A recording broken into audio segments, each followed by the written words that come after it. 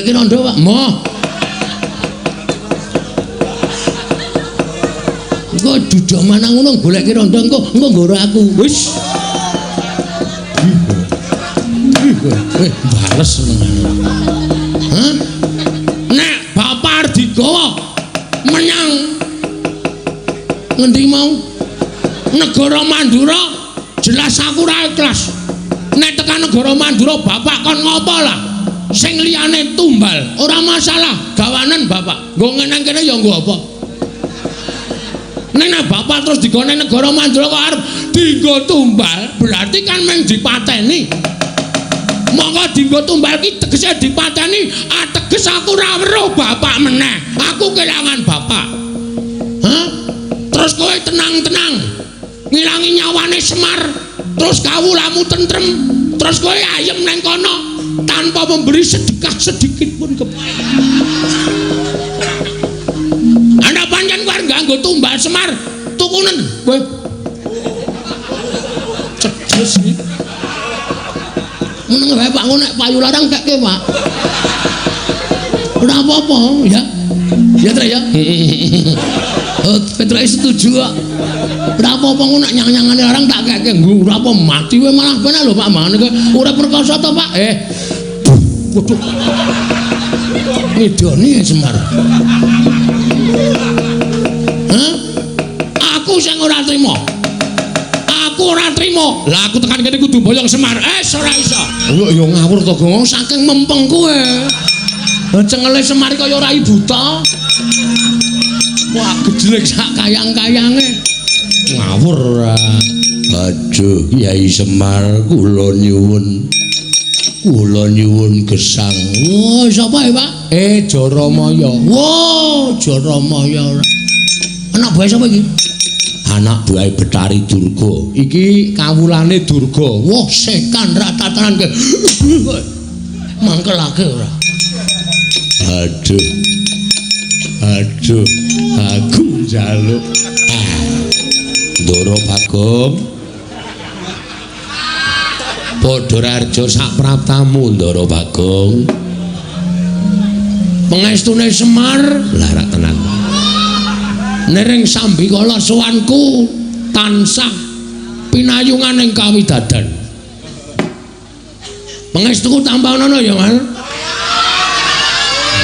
walik kok ora apa-apa Petruk aja mbok sengeni bocah urung ngerti tata krama iki wajib diapura nah prayogakno nggonmu lungguh sampun mboten kirang sekeca anggen kula ngabiyantara ngersanipun Bapak Semar Badranaya wah kene iso basa iso iki tok mingan prayogake Bagong nun nggih Bapak Semar sampun mboten kirang prayogi Rama Nala Gareng dalem Pak Petro wonten dawuh Bagong piye Mir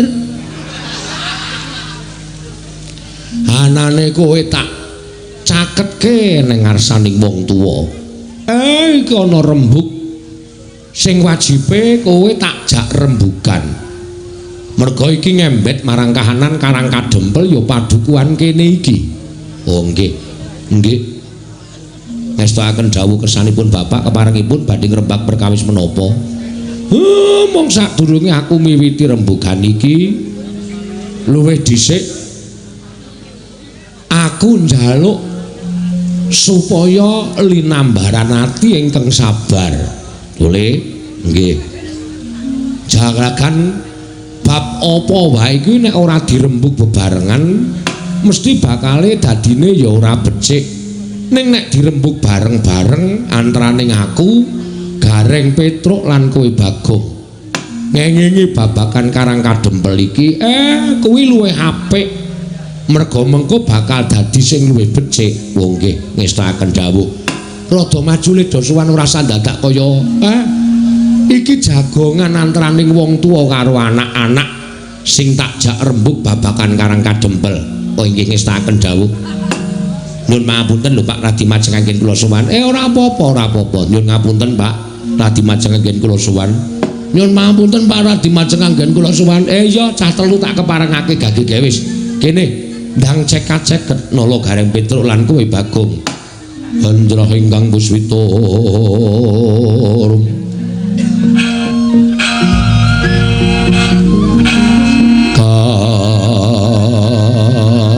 kasiliring samirana mrih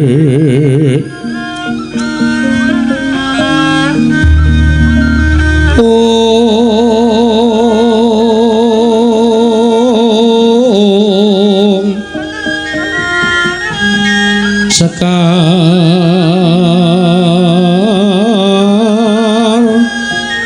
kadung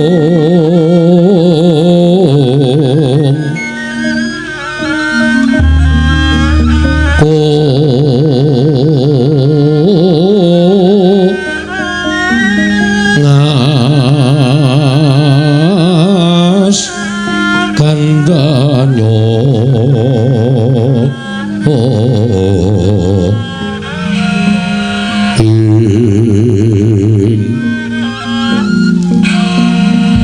maweh raras retnaning driya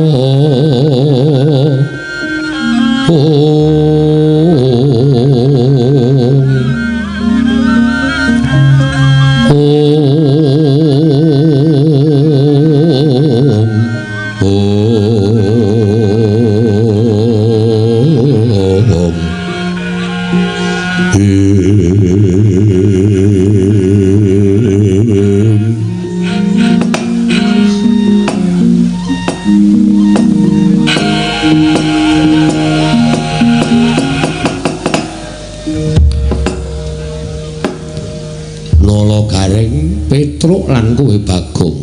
Nggih dalem, Pak. Nggih, Pak, dalem. Aku mau wis matur. Aku mau wis kandha nek iki ngrembug babakan Karang Kadempel. Tule nadyan Karang Kadempel kuwi mung wujud pedukuhan. Ning Semar kuwi pinercaya minangka dadi pamomonging para Pandhawa.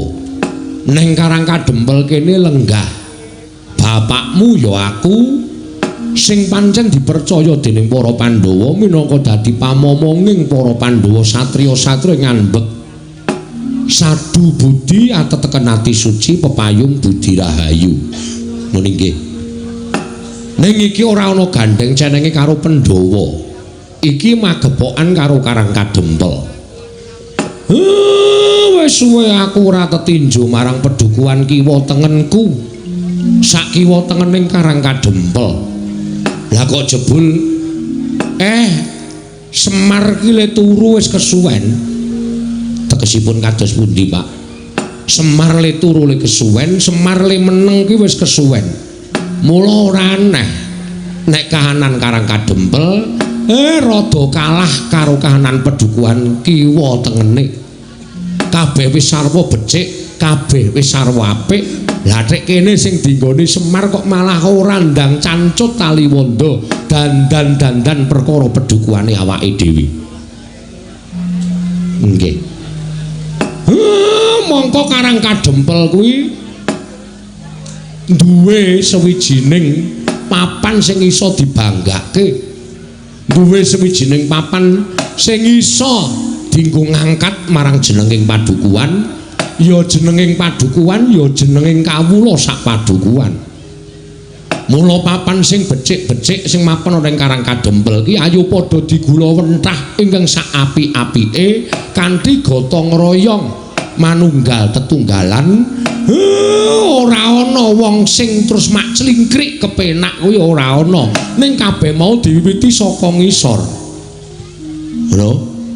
Saka rekoso dhisik, mengko nek wis rekoso mesti bakal nampa kepenake. Percaya Gusti Maha Adil.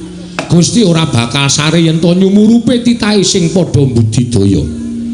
Gusti ora bakal sare yen to nyumurupi titahe sing padha budidaya kanthi linambarane kelas mujudake papan sing becik, papan sing apik.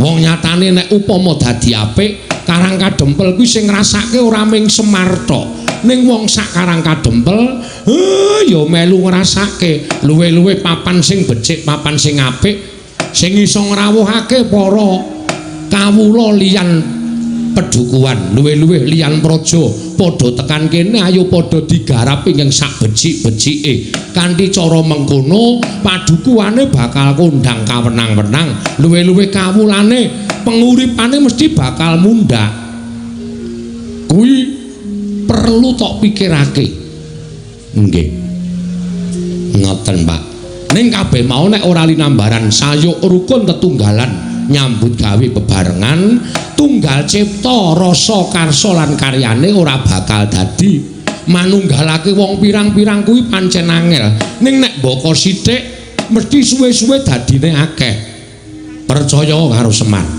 nggih kula nggih sampun boten kirang-kirang Pak nyatanipun sedaya tasih kathah bedaning pemanggih lah kuwi kudu didadekke siji penemu kaya mengkono mau ngono ya ra Karang Kadempel kuwi duwe papan wisata kang aran Koringakasa. Koringakasa ki apa to? Koringakasa iki kok goblok kabeh. Koringakasa ki pintu langit. No. Karang Kadempel ki duwe pintu langit. Lah iya. Lah Bagong malah tanggap kiwa tengene wis padang kencar-kencar nek kene ijik peteng. Apa ora duwe niat didandani aja gantungke karo wong liya ning iki kudu gumregah kudu ndudut marang semangate dhewe supaya papan iki luwih becik tinimbangane papan-papan liyane nek ora disranani kanthi nyambut gawe bebarengan sapa sing arep dandan-dandan iki aset Karang Kadempel nek nganti Karang Kadempel iki Koringakasa iki iso becik papan-papan iso padang kencar-kencar pulu wetune para kawula iso mundhak contoh padha buka warung padha buka nggon sing iso dienggo ngaso lan sak piturute nggih ngoten nggih Pak kula kinten kok cocok napa sing ngendikake Bapak nek mung gumantung karo sing neng dhuwur ora bakal iso kelakon nek ora aja diwiwiti duwe dhisik sing dhuwur iki bakal mbantu ngono ning sing utama kawula Karang Kadempel nek kawula Karang Kadempel padha gumregah rasane ayo iki nggone dhewe padha diresiki padha didandani iki pelatarane awake dhewe padha didandani padha diresiki padha diapik-apik papan sing reja, papan sing apik iki mesti nek do mapan do jenak, nek do lenggah do kepenak. Nggih. Mula dina iki aku ngejak karo Nala Gareng Petruk lan kowe Bagong supaya dandan-dandan Karang Kadempel iki to Le. Aja ngaso, aja turu ning ndang tangi, ndang gumregah, ndang cancut taliwondo. Nek iso ngungkuli karo liya-liyane papan liya-liyane iki tumrap aku dianggep persaingan sapa sing luwih apik ya kuwi ingkang iso nekake para pelancong Semar omongane terus ngawur nek ra ngono nek ndi kok ming lakon Bagong duta ndase atos nek ora tak gawe ngene iki lek ku omong wis jeleh ngantian kowe serik ya mir nek aku ngerol kowe iri ya ora perkara iri aku piyayi wis nonton Bagong Duta wis jutaan lho Kong ora mung nang Indonesia tok luar negeri iki nganti apal kabeh mula iki kudu digawe sanggit liyane ngono lho digawe cerita liyane ning tetep kowe engko dadi duta aku tetep ngerol geleleng iki heeh ning mengko nek jam 3 bubar ayo engko nek jam-jam 12 jam 11 kae oh ya siap pokoke kowe nang kene tenang wae heeh ha mula Nala Gareng Petruk Bagong sing dadi pengarepe Gareng sing dadi ketua RT Petruk sing dadi pengareping RW Bagong saiki dadi apa ketua pemuda waduh ketua pemuda kok nglek wah penting lho cagak tuaing negara, cagak tuaing desa, cagak tuaing pedukuhan ki nek ora nom-nom, ora ana nom-noman, ora bakal jalan. Nah, saiki kewajibanmu nglumpukke para wiranom kuwi supaya sadar, supaya eling yen to papan kene iki papan sing kudu digula mentah lan kudu diapik-apik supaya iso meningkatkan taraf hidup masyarakat. Oke, sesuk tak kone rapat. Wis beres. Ku bar rapat tuku anggur. Lho. Aku ngrusak pikirane wong enom jenengane ora. Iki diangeten kok, Gong. Akarang saiki mbok, kok ngono kuwi angel dilangi. Heeh. Aku nganti susah ngadepi cah nom-nom kuwi jan. Saiki ora ning nggon peteng, Truk. Oh. Kuburane nggo mendem saiki. Kuburan. Heeh. Masa kuburan kok nggo mendem nek kualat lho. Lho, maksudnya nek kuburan nggo mendem mayit. Oh iya ya. Oh ya pinter kowe ya. Omongane mendem mayit ya bener. Dilumpukke Wiranem Bagong. Nggih Pak, siap mengke kula kandhanane supaya cancut gumregut. Nek mboten sing nom-nom sinten malih? Sing tuwa duwe pengalaman, sing enom duwe kepinteran. Pengalaman campur kepinteran mesti bakal dadine apik. Ha, kuwi wajib kaya ngono kuwi. Aja lali taren karo sing sepuh, aja lali taren karo sing tuwa. Sing tuwa ya ngurmati karo bocah. Aja sok ngunekke bocah ngertimu apa. Tembung kaya ngono kuwi dilangi. Saiki cah saiki wis pinter-pinter. Ning bocah pinter aja ninggal pengalamane wong tuwa. Wong tuwa aja ninggal kepinterane bocah. Nek loro-lorone padha ngajeni, loro-lorone padha ngrumangsani, pinter karo pengalaman kuwi iso mujudake papan sing becik, papan sing apik, Nala Garing Petruk lan kowe Bagong. Sidhem jroning pasewakan wadya gong tanpa sabawa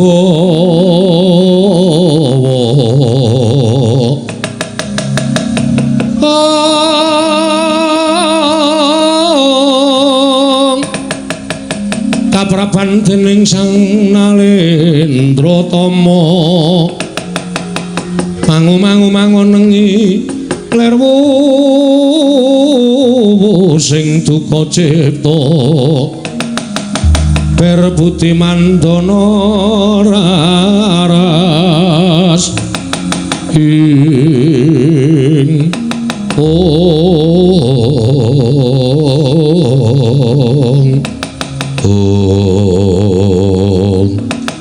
jare ngantos paripun sampe Bawacana kasaru ingkang prapta wonten ing Karang Kadempel nenggih lancur Pandhawa Bambang Antasena Raden Garuda Sumawana Raden Antarja dumrejeg tanpa lara panakarya kagiat kang samya mulat.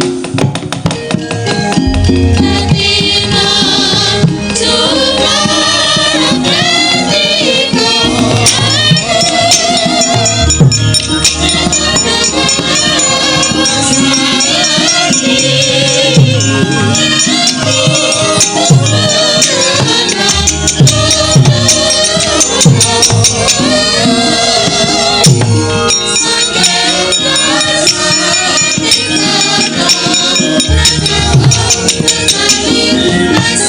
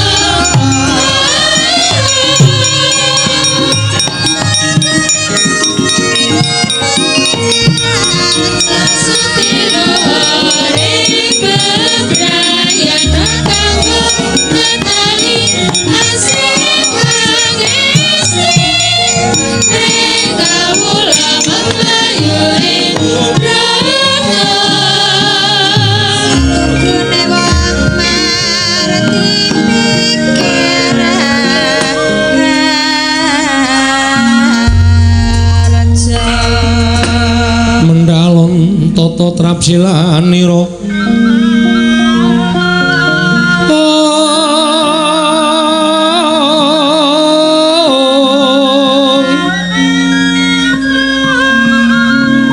ngajomaken astanira kalih astanira kalih pisan yen ngandika magawe apranta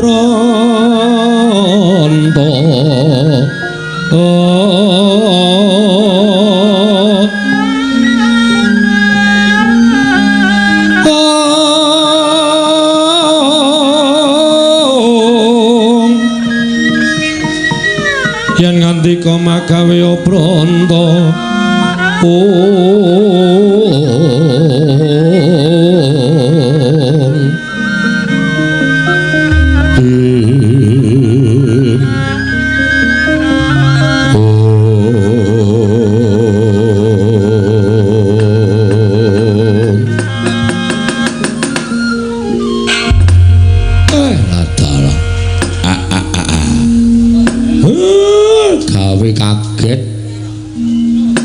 ngantos tratapan ati kula sedaya kawula padukuhan sami alok enten priyagung rawuh lah kok malah menika ndara-ndara kula lancur-lancur Pandhawa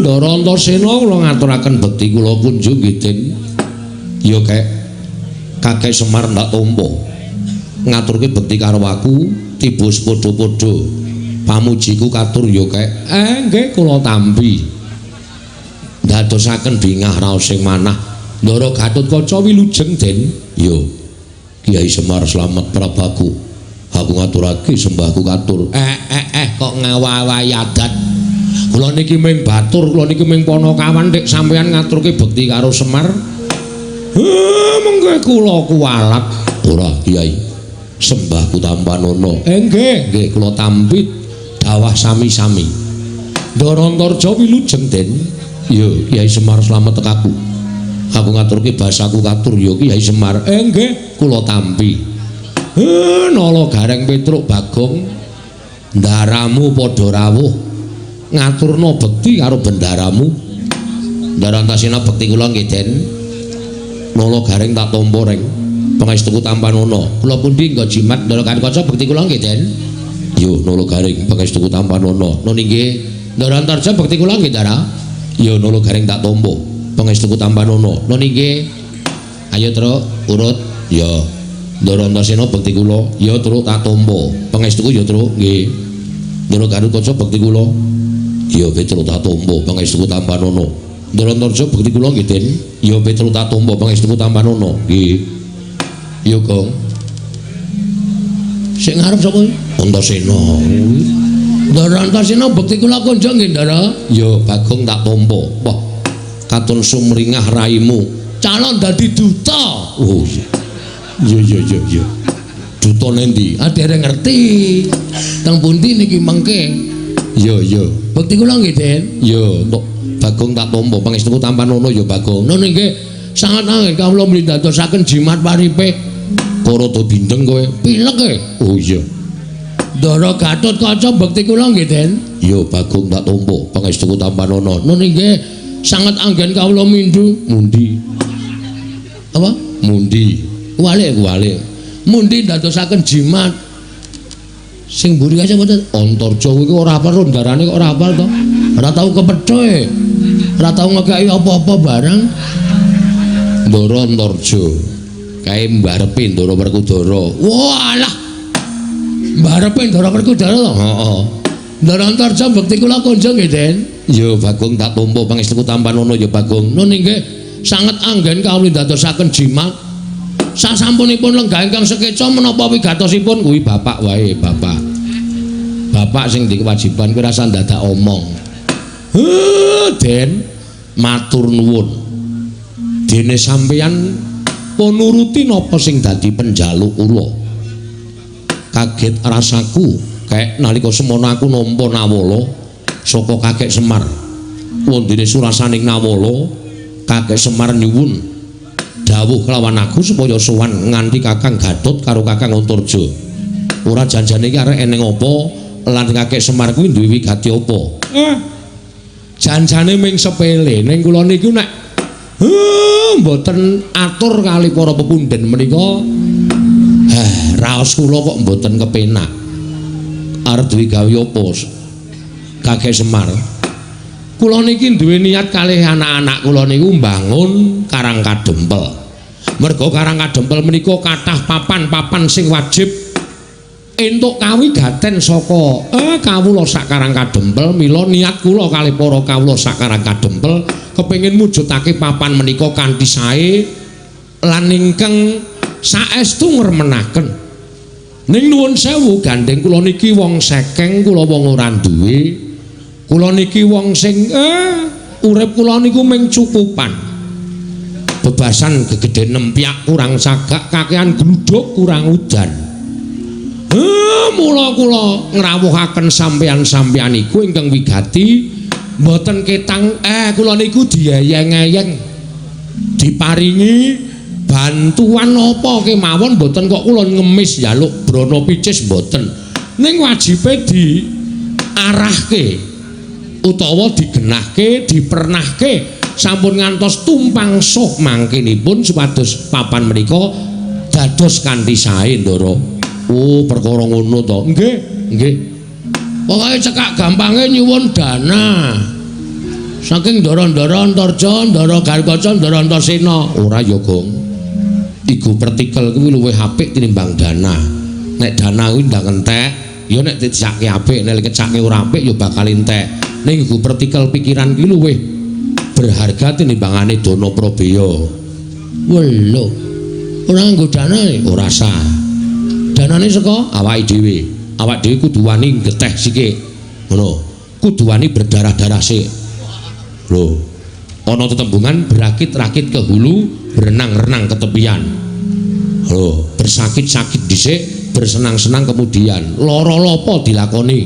Engko kepenake dirasake bareng. Nek aku caraku kaya ngono kuwi. Ngono. Ora ana wong mukti, ora ana wong pinter, ora ana wong sugih langsung dadakan sugih kuwi ora eneng, mesti budidaya. Mesti berusaha. Biyen yo saka cilik, biyen yo saka sithik dadi akeh, saka cilik dadi gedhe. Ngono.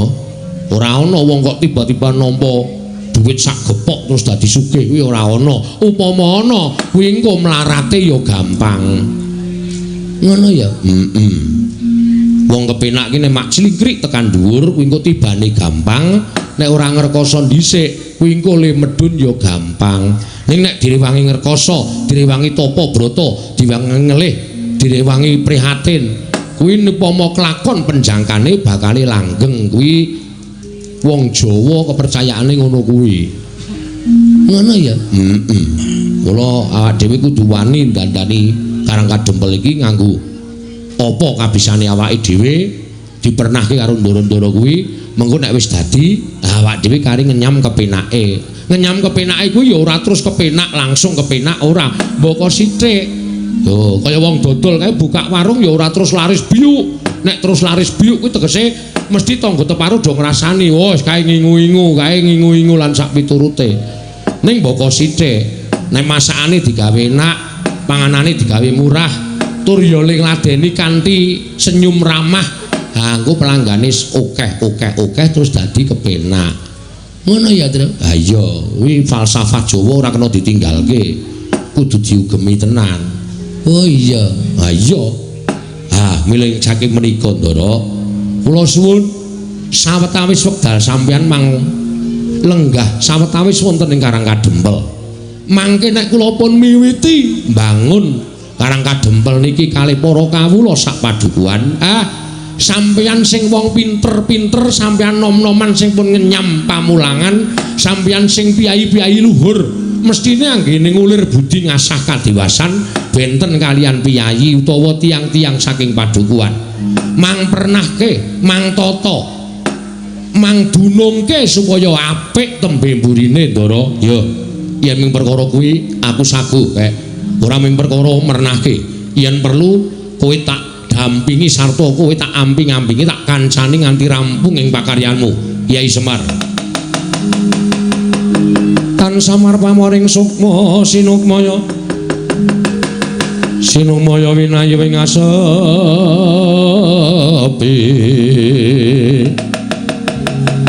sumimpen telenging kalbu pambukaning warana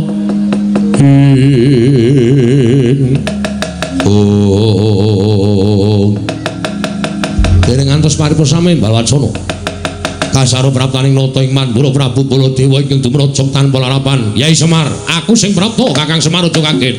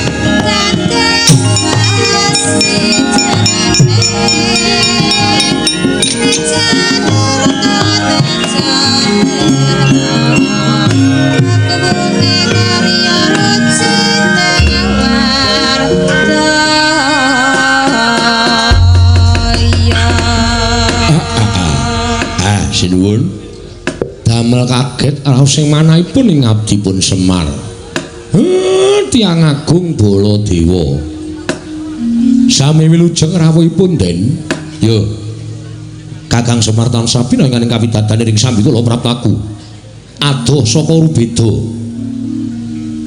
aku ngaturake pudyasawaku katur ngersaning Kakang Nayataka nggih kula tampi ndadosaken jimat waduh Ndara Baladewa barang rawuh tra Ndara Baladewa bukti kula kunjung nggih Den Ndara Tiang Agung ya nulung garing katompo pangestu Tamanana lan inggih sangat anggen kawula ndadosaken jimat sinuwun Mandura bekti kula katur nggih Den ya Petruk kantong bolong tak tampa pangestu Tamanana oh nggih kula pun dinggo jimat paripe Ndara Baladewa bekti kula katur nggih Den ya Bagong tak tampa pangestu Tamanana Bagong niki sanget kula pundi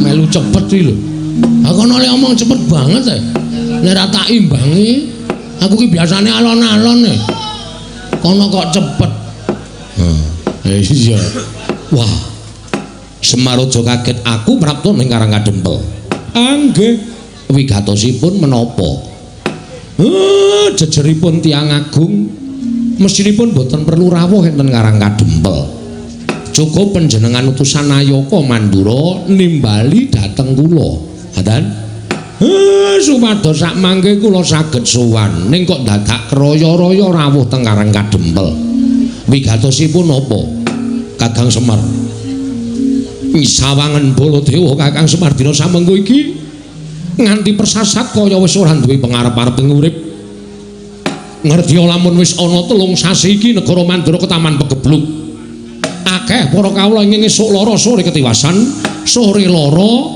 esuk tekaning pati mongko madal saring usada Wis ora kurang-kurang gonku ngrawake para brahmana winasih sewa sugata miyang para nimpuna supaya nambak rengkaning praja parandening katindakake gagar wigartan antuk karya. Nganti adeking nata Mandura Baladewa disuraki dening para kawula sak negara Mandura. Sinenggo aku sawijining ratu ingkang ora bisa paring pengayoman marang kawulaku. Waduh, Kakang Semar. Mandura geger. Ngendi-endi papan padha untran-untran, ngendi-endi papan padha unjuk rasa. Mergo ora nrimakake nggonku ora bisa nyirep marang pageblik ning tumama nang Praja Mandura. Salajengipun kados pundi? Nalika semana wanci ingkang tak tamtokake, aku nglakoni prihatin kanthi sarana sari narite sesemek ron raja mula bebantal boto sarimbak. Nalika semana ana wangsiting dewa ingkang paring sasmita lawan Baladewa. Supaya aku sowan marang Karang Kedempel nyuwun biyantu ning Kakang Semar. Lah namung sak kula. Terus kula kenapa cobi kula badhe nyuwun priksa. Kula kadhawan menapa? Ya mung aku yen bakal bloko karo Kakang Semar iki mau, rasaku ora kepenak. Rasaku ora tekan. Ning yen to ngelingi kahanan negaraku, paripaksa aku kudu kuat lan tekan matur marang ngersane Kakang Nayantaka. Nggih, mboten napa-napa, mboten napa-napa. Mang paring pangandikan. Nek pancen Semar kudu dadi srana waluyaning Praja Mandura nggene ketaman Pegebluk, kula mboten napa-napa, mang dawuh napa kula nderek. Sampun malih to kadhawuhan minggah gunung. Nadyan kula kadhawuhan jegur segara, kula purun waton dados waluyanipun negara ing Mandura. Kula kadhawuhan beto barang ing awrat kula sagah nglampahi, kula kadhawuhan mlampahi ing tebih kula mboten badhe selak. Waton ndika Ndara Baladewa paring dawuh. Ning yen aku matur apa Kakang Semar ora kogel penggali luwe-luwe. Penggalihmu ora pingget mergo atur ing Baladewa. Den, kula niki nek upama ngrasake pinggete ngati, wis tatas runtang-ranting ati kula. Kula niku momong para Pandhawa ora pisan ora pindho digawe gela, kula ya ora apa-apa. Momong Ndara Janaka ora pisan ora pindho digawe kagol ati kula ya ora pingget, ati kula ya ora serik. Upama kula niku ngopeni rasa mangkel, ngopeni rasa sing pingget teng ati, mbok menawa kula wis minggat saka Ngamarta. Kula wis wegah momong para Pandhawa.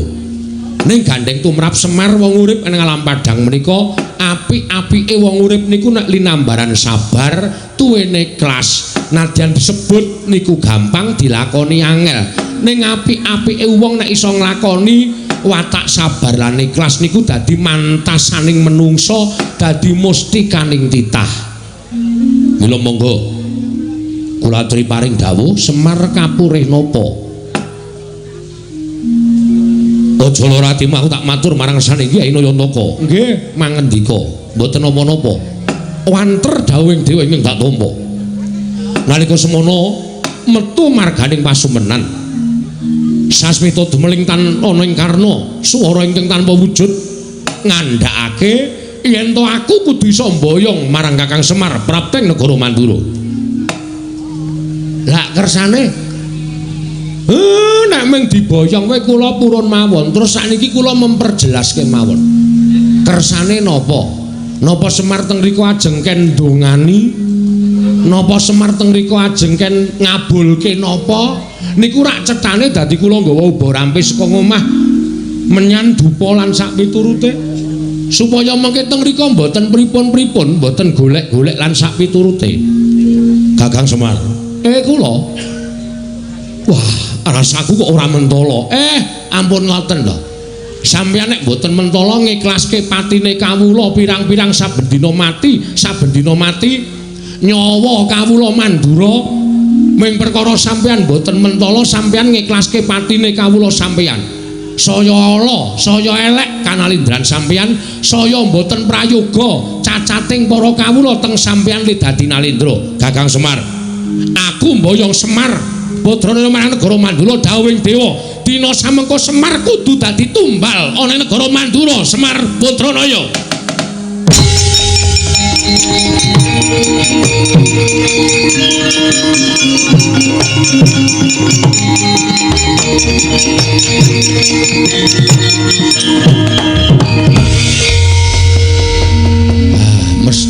Mesti lho.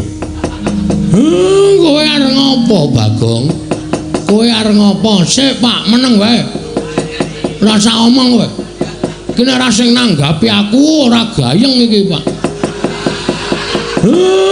Kuwi sinuwun Mandura, wis ngerti. Aku wis apal. Iki ya bendaraku, ya pepundhenku. Kok cetha banget omongane. Semar, kowe atagon ning Mandura, arep tanggo tambal.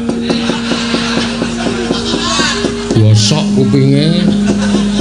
Apa Gong tambal? Tumbal. Hah? Tumbal. Tumbal apa tambal? Tumbal. Tumbal apa tambul? Tumbal. Tumbal? Saya nesu aku. Penyakit. Gugu karepe dhewe. Nek ora digenahke Petra iki mau aku basa apik-apik karo sampean. Nek bareng digenahi karo Panakawan sing jenenge Petra, kakangku. Nek Semar arep digawe ning negara Mandura nggo tumbal kowe lah. Kewanen kowe ling ngucap. Aku jane ora mentolo, Bagong. Ning piye meneh negara Mandura mbutuhake Semar. Semar ki menungsae, udu sapi. Semar ki menungsa. Bapak Semar ki menungsa tur dadi pengarepe Pedukuhan Karangkajembel. Nah saniki kula tak takon karo sampean. Sampean entuk wangsit saka sapa? Saka dewa. Dewa ki cetha jenenge sapa? Bathara sapa? Wah, nek bab kuwi aku ora ngerti. Kuwi mung swara tok. Wah iso uga kuwi mung swara tip. Utawa wong jajal sound system. Aja kepenak kowe watoni wara. Kowe tapa merem to? Merem.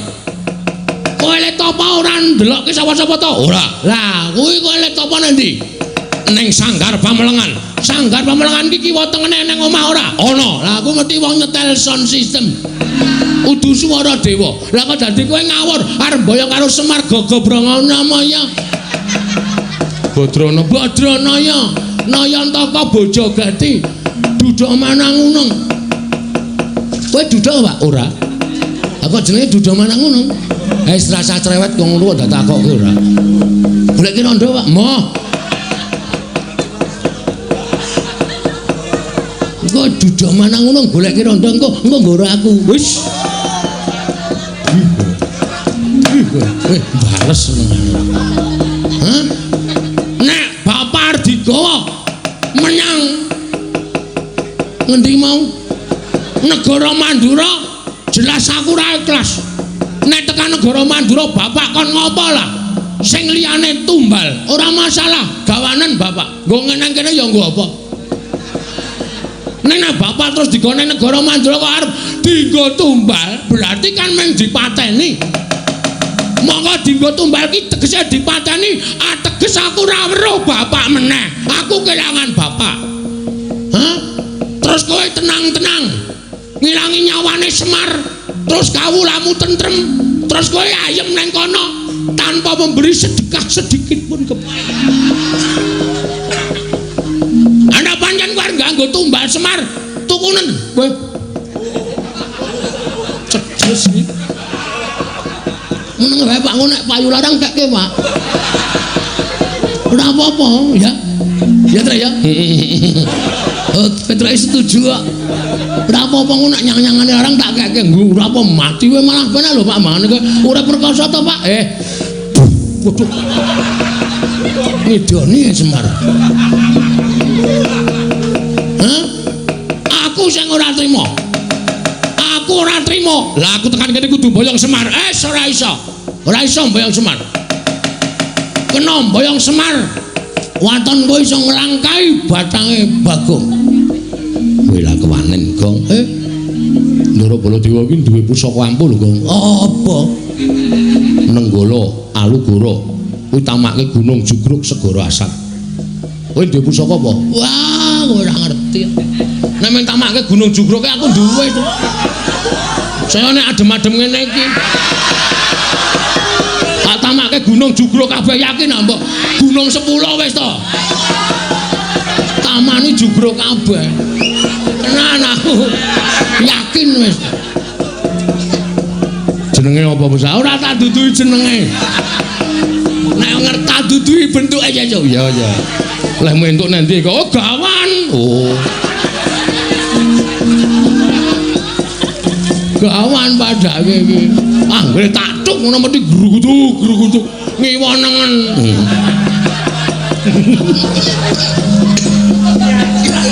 Syukur mengguk ra kowe. Nan kowe ora baen-baen. Aku ora wedi karo Baladewa ben pokoke arep boyong bapak lho aku ora entuk yakin sumpah. Nek ngono kowe mepalangi karepe Baladewa. Lho, mesti to. Genawe wangsulan ngene kok dikira ora mepalangi. Wah, dalah. Woi. Nek meng bengok wae iso aku. Apa dume Baladewa aja. Woi, blenal, ana main jajan sekedar. Wani arep beli ngono apa? Aku ya iso. Kowe aja pamer swara nang kene. Sero aku cangkeme mbok aku. Nyepelekke ora. Gong engko ndak kriwikan dadi grojokan geguyon dadi tangisan lho. Sing sabar. Terus kon piye alon-alon? Iki wis mulai adem lho, Truk. Kene ora disemangati ngene iki. Lho sindane wis do krudung taplak kabeh. Iki kepiye to kok dadi loro iki jan wis. Wis. Kokean iki, Truk. Sing loro diglundungke mrana wae kae. Mesake ora. Jero banget ya ora. Aja ango-ango lho Pras kok mancing ngono. Kok nang koyo saka kono wae. Dikai godhong medun ora. Tir ngono. Kowe iki malah werna-werna. Kowe iki kok guyung apa Baladewa? Kok melu guyung apa? Aku ora ngeluconi kowe. Aku iki nesu kok kowe mesam-mesem. Ora kena aku menglucu karo Petro karo Gareng ya, Truk. Heeh. Aku dadi kowe melu guyu. Wah, panusmane jajalan. Butuhe bapakmu tak boyong itu apa ora? Nek ora entuk tak boyong aja kelakon tuh sapa kira-kira kowe kuat nadai Kiai Nenggala. Kiai Kalonggoro Barat. Diar kowe. Ayo, kek pusakamu kuwi mutokke, Gong. Isih kendho e.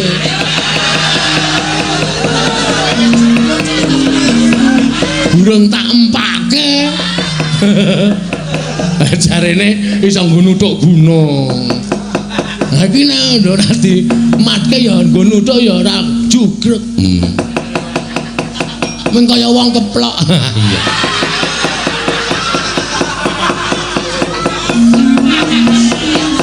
Ayo Kaki, nek pancen kewan karo Baladewa. Kaki, tantangana Baladewa. Kowe mepalangi aku ngene meyang Semar Badrana ya aja nglakon tuh Bagong. Nang ngendi papan neter Katidayan. Diteter Baladewa apa Bagong sing tekan ning pati? Gong. Ngopo kok mundur? Teratapan ya aku. Terus? Oke. Wisen ditonton karo Petro karo Gareng. Iwas bengok-bengok kok ora wani. Oke, nanti papane wong neter Katidayan. Bagong. Mundur. Ngapa, Pak? Mundur. Aja dipisah, Pak. Aja dipisah. Ora tak pisah, mundur. Aku wani, Pak. Ya ning mundur. Kowe ora ngerti kowe iki okol ora nganggo akal. Bapakmu iki deloken temandang ora usah bengok-bengok ning merantasi. Bapak arep gelem diboyong? Ora, ning kowe minggat tok. Kandhani ngeyel ora. Wah, getun aku to. Ra sida gelut getun aku. Gayamu lah. Moto penge iki ngene. Nuwun sewu. Nek sampeyan ajeng boyong kali Semar ngawi, nggo. Kula mang boyong. Kula ikhlas didadekke tumbal teng negara Mandura mboten napa-napa. Kula manut. Yen kowe ikhlas mapana dina iki tak boyong Semar Badrana. Monggo ndara kula kantun nderek kali sampeyan. Ucap kacarita nalika semanten. Arsamandha Kyai Semar Badrana nenggih Sanata Prabu Baladewa. Eling-eling Semar pusaka bisa kandha jimat kang bisa ngucap kasinungan kadidayan linangkung bebasan Dewa Ngijawantah Dupiar Sanggrayang Lurah Semar Badranaya kena dayaning Lurah Semar Badranaya dawah kalenggak nata mandura ilang sipating nata mandura nenggih perjineman pasetran gaya lumayet nenggih Sang Jaramaya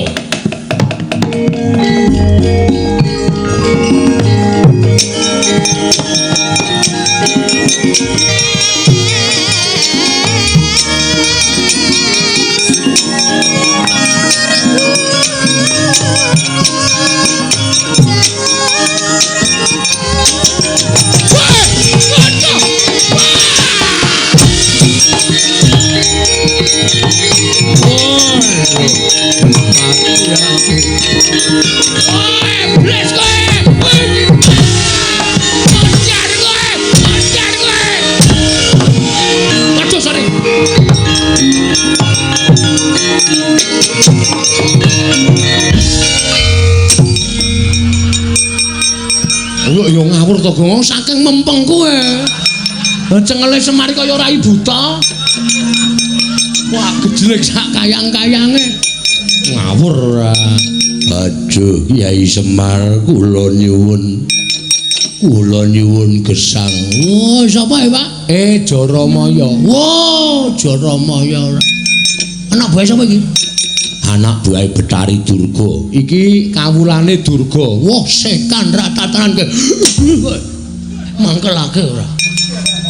Aduh.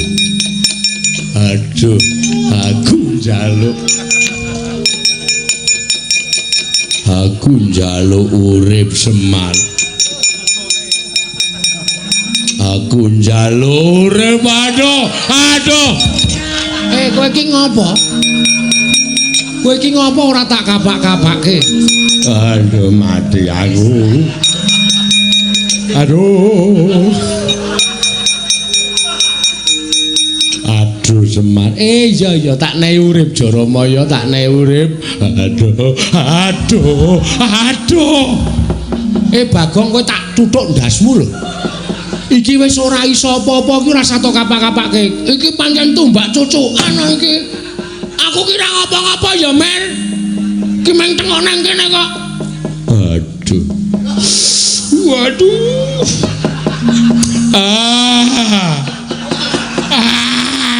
Bagong, lah we iki jan wis iki tumbak cuk. Ki tanganku nang dhuwur wis lho. Ora ngapa-ngapa.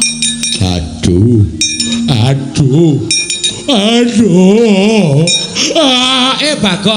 Bagong. Wah, iki apa kepidak kok? Tak kira nek lemper. Tak ngono-ngonoke kok. Kok yo nglembreh. Waduh. Piye dagelane bapakku isih payu ta? Alah, nglembreh tak idak tak kira nek lemper gogrok. Angger tak jokke kok aduh, tak undurke aduh. Lemper kok manak iki aku. Aduh. Ayo wetenge loro lho Gong. Men. Atok gilik-gilik kok ya. Karena rada rapate kok gilik ya. Iya. Tak pernah ke. Jaramaya. Inggih Kyai Semar. Ngapa kowe? Namung dipun utus Pandya Betari Durga. Supados saged damel karti sampika pejahipun Kakang Semar inggih Kyai Nayantaka. Durga ya ora leren-leren gone gawe srana patine Semar. Lah saiki durgane nanti. Samenika para perjineman Baju Barat sampun ngramyang ngebaki Karang Kadempel. Wis ngramyang ngebaki Karang Kadempel. Inggih mila mekaten. Ayo kowe minggat to. Omong karo Durga. Nek isih ganggu Karang Kadempel, iki mengko aku sing bakal ngadepi. Nyuwun pamit Kyai Semar.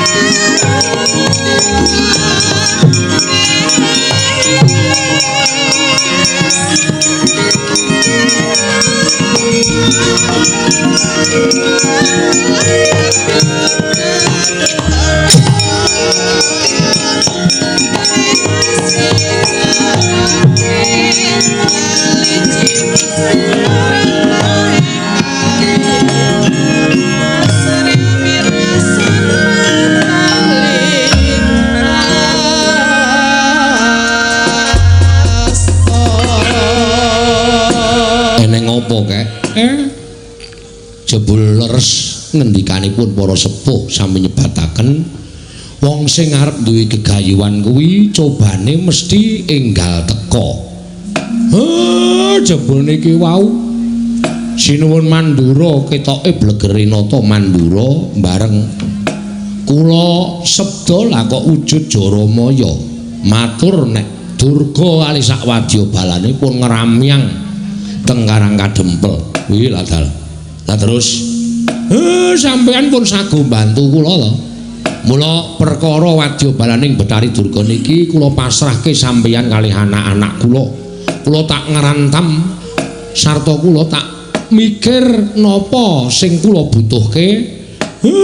Mengke supaya anak-anak kula sing golek. Oh ngono kek. Nggih. Ya nek pancen kaya ngono aku kari manut. Wis tak rampungane karo Kakang Garukaca, Kakang Antarja. Ning ya aja lali, kakek ya tetep kudu melu ngawat-awati kelawan tandange putra-putra Pandhawa iki kek. Nggih, ampun kuwatir. Kula tansah ngampi-ngampingi kalih sampeyan. Nala Gareng Petruk Bagong, kowe krungu dhewe Karang Kadempel diancam karo balane Betari Durga. Monggo balane Betari Durga kuwi bala sing ora ketok, sing do ngati-ati. Mungsuhmu bangsaning jim setan priprayangan sing watake angkara budi candala. Kawula padha dikon supaya tata-tata samapta ing gati sawiga ing diri. Nala Garengmu benga pedukuhan kabeh lawange kon nginep dhuwure kon menehi janur. Kanthi carana kaya mengkono ora bakal di leboni karo bangsaning Betari Durga. Petruk karo Bagong ngulatana ndaramu nek ana apa-apa matur aku. Oh nggih Pak. Nggih pangestuaken dawuh. Wis pepanggihan padukuhan iki dibubarake dhisik. Aku tak ketemu karo mbokmu. Tak jake itung-itung babakan garap kahanan Karang Kadempel. Oh nggih ngestaken dawuh. Karawitan Karang Kadempel kon ngiringi Bapak Semar. Oh nggih Pak, wajan. Kaya gendinge napa Pak? Gugur gunung. Ora wangun. Paling ora ya ladrang apa ketawang. Kuwi sing apik. Kuwi Tangerang. Ketawang kok Tangerang ora. Apa manut aku ki ora ngerti gel. Aku ki isane ming pangkur. Aku ki isane ming pangkur nek liyane Petruk kuwi sing menguasai. Nggih. Santi Mulya mawon, Pak. Kuwi cocok kuwi. Santi kuwi aku cocok. Santi Mulya. Wis. Wis kono gek dunekke grombyang-grombyang. Aku gek tak mlebu, ndara-ndara kula pasrahke nggih, Den. Ya, kek nyuwun pangestu. Kyai Semar nyuwun pangestu. Kyai Semar nyuwun pangestu. Nggih ngatos-atos. Mugi-mugi lebda ing karya ndara. Purna gati ning pananggilan. Gelora Semarso mlebet madyaning pendhapi padukuhan katuron saking Mandrawa. Sadaya para kawula padukuhan tansah ngrepekaken kidung suci Santi Mulya.